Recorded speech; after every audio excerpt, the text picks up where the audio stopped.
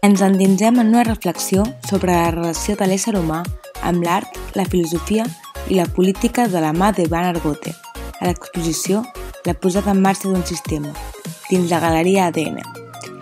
Per fer-ho, el jove artista colombià realitza peculiars composicions que mesclen imatges, documents, retalls de llibres, símbols, lemes polítics, retrats i impressions personals del mateix artista.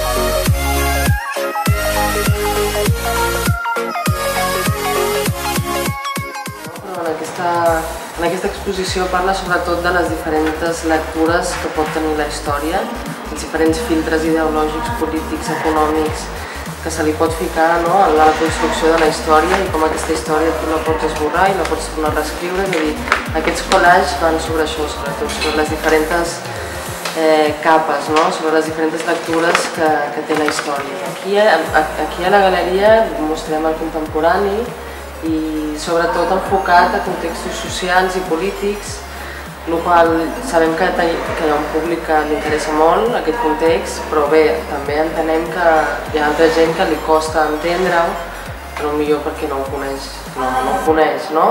Però bé, defensem bastant aquesta línia de treball i treballem amb artistes, la majoria bastant joves, el qual ens agrada perquè creiem en ells i creiem en la seva trajectòria, no?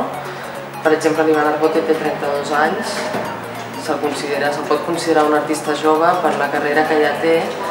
És colombià, però viu a París des de fa 10 anys i està representat per altres galeries també de bastant categoria. I bé, també el vam tenir fa 3 anys, va fer un solo show aquí, les obres que va mostrar eren una mica diferents, per la qual mostra que és un artista bastant actiu, és a dir, que produeix bastant seguidament. Aquesta exposició, el que veieu aquí, ho va muntar aquí ell in situ, és a dir, tot això és producció nova, ho va fer pràcticament la mateixa setmana o els mesos abans.